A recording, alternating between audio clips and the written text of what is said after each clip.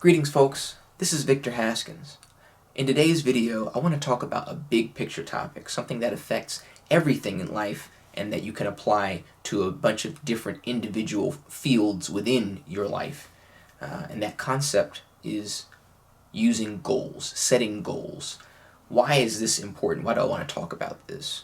Well, goals help you to focus and use your time effectively to bring more of the things into your life that you actually want in your life. So a goal, of course, is just something that you want. It's something that you want in the future. And by setting this goal, by putting this goal in your mind, you're going to be able to focus your energy and your efforts and use your time, invest your time in order to achieve that goal. And it's going to lead you in a direction and lead you to activities and lead you to habits that will allow you to accomplish that goal if you focus on that goal firmly enough. Say, for example, you don't have a goal.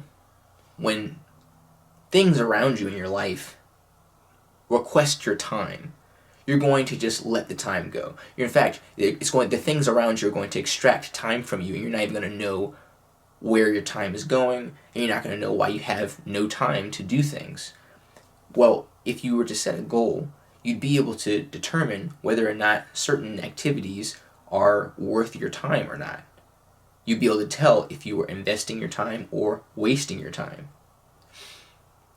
If you had a goal, say you have a goal that you set that's music related, okay? And we'll use music as an example. If you don't have a goal, or your goal is really vague, say something like, I want to be able to play the trumpet. Well, that's a very vague goal. That's not a useful goal at all. If you can pick up a horn and buzz on a mouthpiece and blow some air through it, you're playing the trumpet, right? Is that mission accomplished? No, that's not a specific goal. You need a specific goal. You need to say something specific. And it could be as narrow or as broad as the following. You might say, I want to learn this particular solo piece.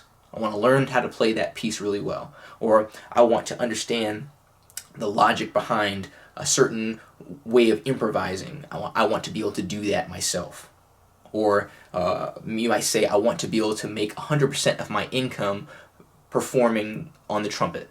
Right? Those are three different goals that require some different activities and different pathways in order to reach those goals, but they are specific goals. Okay? So that's number one with setting a goal.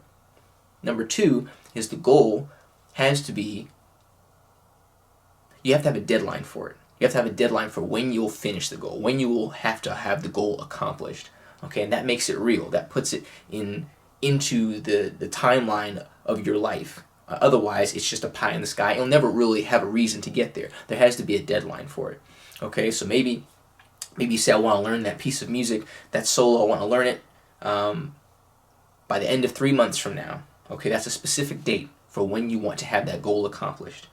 And so once you have a specific date for when you want to accomplish the goal, and you have a specific goal in mind, now you can work backwards from accomplishing that goal, and you can plan out what you need to do every single day in order to take baby steps to incrementally crawl closer to that goal.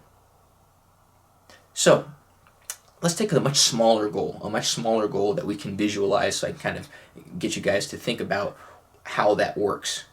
Say you have a particular exercise.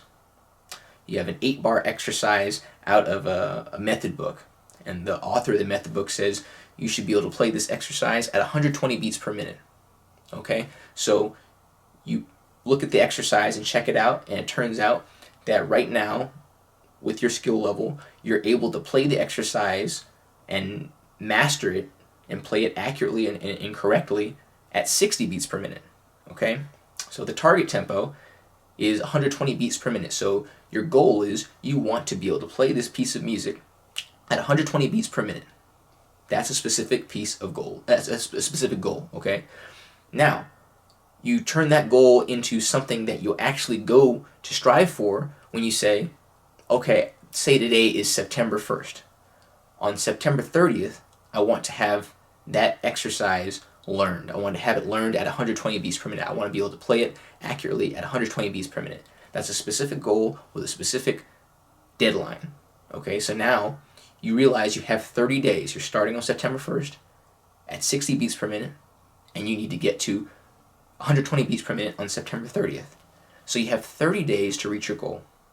There's a 60 beat per minute difference between where you are and where you want to be.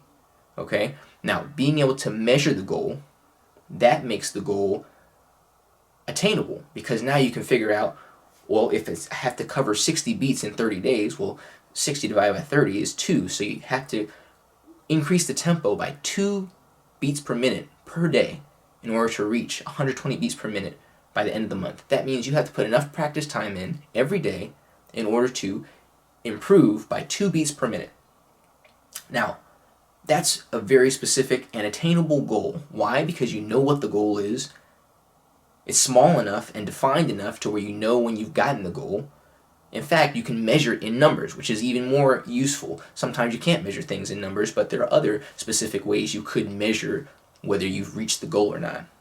And you've broken it down into bite-sized, manageable, reasonable chunks. Okay, 2 beats per minute. That's a reasonable goal to accomplish by practicing regularly every day, because you should be practicing every day. Anything that you're trying to attain, you should be working on it every day or almost every day. That's how you get better at things faster, because when you practice something, you're stacking progress on the previous day's progress. And if you keep doing that, you get this cumulative effect, and you start to raise your skill level, raise your ability level, and get closer to your goal. Now, I like to use the analogy that practice is just like brushing your teeth. Okay, so dentists recommend that you should brush your teeth twice a day. So you brush your teeth when you wake up, and you brush your teeth right before you go to bed. Now, if I brush my teeth on September 1st, great.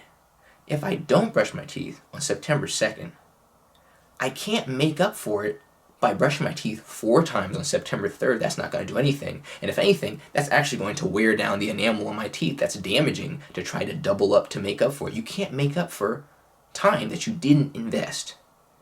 Okay? So you have to invest your time, and the sooner you start to do it, the more value it will bring you. So in order to practice and get the most out of what we do, and this isn't just music, this is with any activity where you're learning something or you're increasing your skills, you have to do it regularly. You have to do it regularly, and you have to attend to it constantly. And that's how you give yourself the best investment of your time. So I encourage you guys to think about what you want out of life. And that's not just big picture life, like one big goal for your life. It could be for individual fields within your life, like what do you want to be able to do with your cooking or with your music playing, or what books are you trying to read, or how are you trying to increase your fitness. Like all these different fields of life, you should have goals, because it helps you to know whether you're doing the right activities and you're putting the right kind of time in the right areas. And when things come up that don't help you get to those goals, you'll know that those aren't useful uses of your time, and you'll be able to say no, and you'll be able to evaluate whether you should accept or decline those opportunities. You'll understand how to plan your day better. That way life isn't happening to you, it's happening for you, and you're making life happen, and at the same time, you're experiencing the life that you want.